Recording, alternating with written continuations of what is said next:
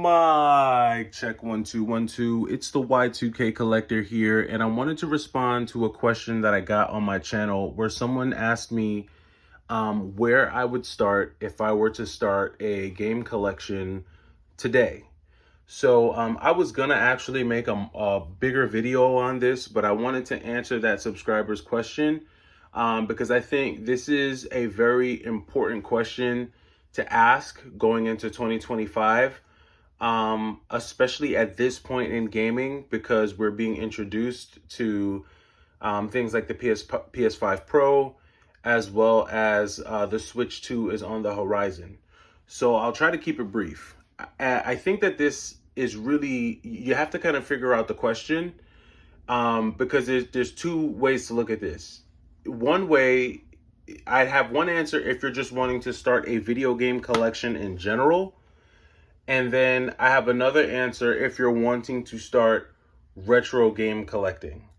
So I'm going to answer the first part of that, which is where I would start a collection if I were to just start a video game collection in general.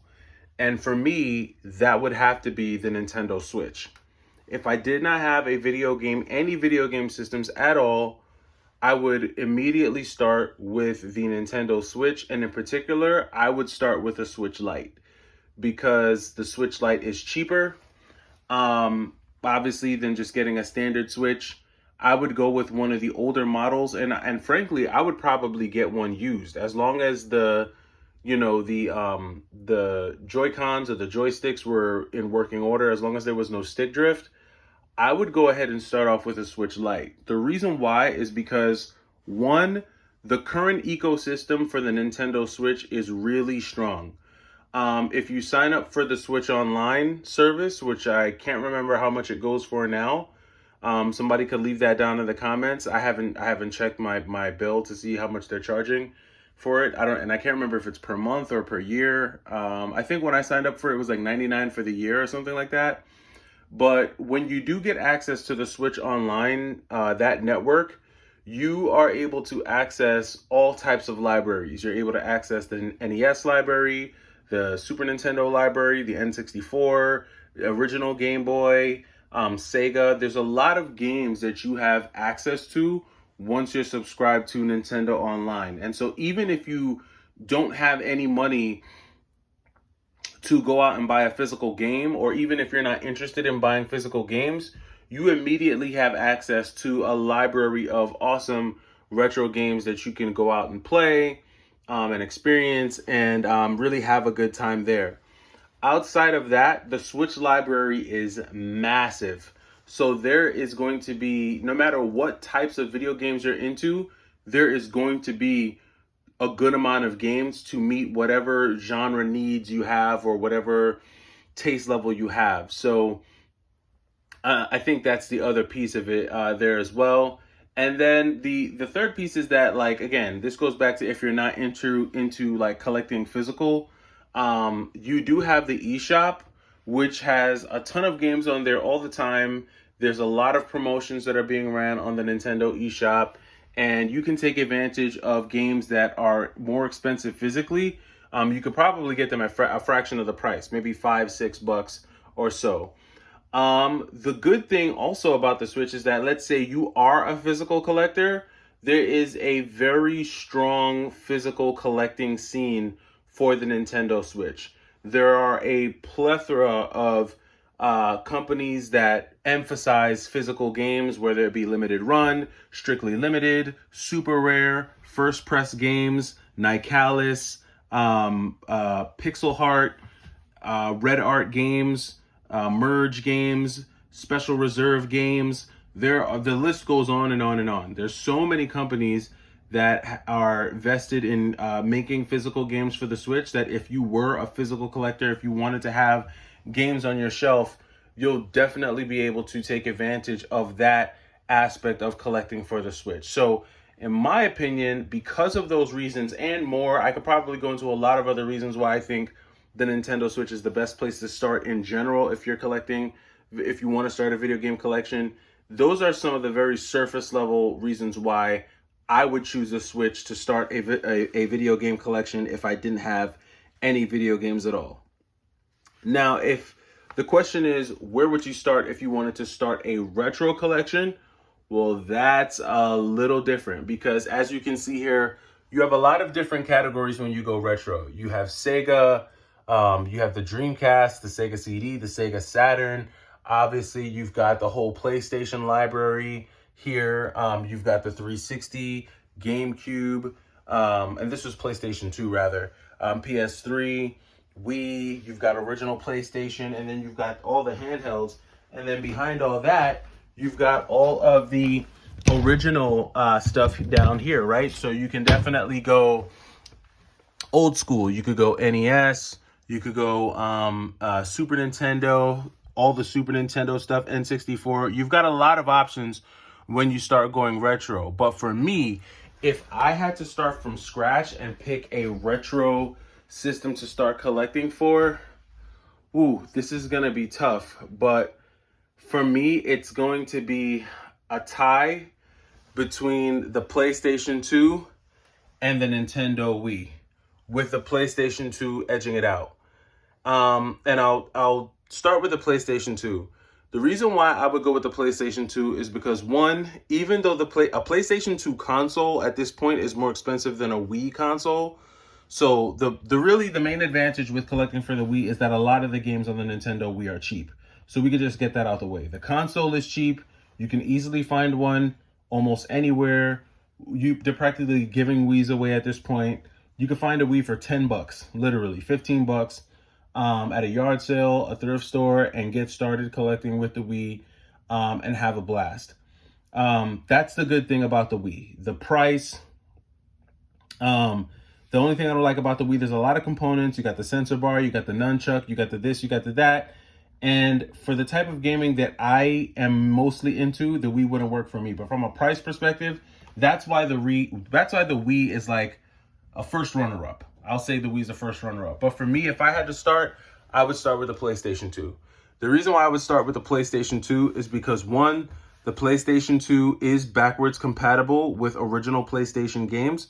So by getting a PlayStation 2, you're now also open to the original PlayStation library. So that's part one. Part two, the PlayStation 2 has a humongous library. I mean, a huge library of games for you to choose from. And some of the best games on the PlayStation 2 are not expensive at all. So you can get a lot of really great games at a very, very reasonable price. Some of the best games, in fact, on the PlayStation 2 are less than $10. When you think about games like Grand Theft Auto Vice City, Grand Theft Auto 3, when you think about the God of War games, when you think about, the Jak series, Jak and Daxter, games like that. There are so many different franchises on the PlayStation 2 that you can take advantage of and build a very strong collection with great games. Even when you think about games like Kingdom Hearts 1 and Kingdom Hearts 2, there's so many games that you could get for the original for the PlayStation 2 that you will have a lot of fun and spend a lot of time playing through those games. And then the good thing about the PlayStation 2 is that there's also a lot of diversity in the games. You've got everything from fighting games, survival horror games, you've got natural disaster games, shoot 'em ups, espionage games. You've got your cartoon action platformers, your beat 'em ups. There's your RPGs, your hack and slashers. There's such a large variety of games on the PlayStation 2 library that there's always going to be something for you to play and check out. And so for that reason, that's why I would start with the PlayStation 2. First runner-up behind that, though, would definitely have to be the Wii. And the second runner-up behind the Wii would have to be the Xbox 360.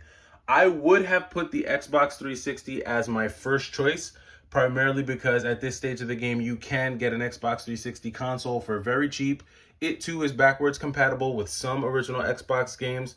But I just didn't really feel like the Xbox 360 is retro enough. It is retro, but it's not retro enough. I feel like the PlayStation 2 is just at that retro sweet spot that a lot of people can appreciate it, appreciate its age, I would say. So that's where I would start if I had to start a retro game collection today. I would start with the PlayStation 2, and if I just had to start with a regular video game collection, I would start with the Nintendo Switch. There are a lot of other consoles that you could probably look at. Some people might say the NES. I feel like the NES is just a little too old and it's a little too outdated.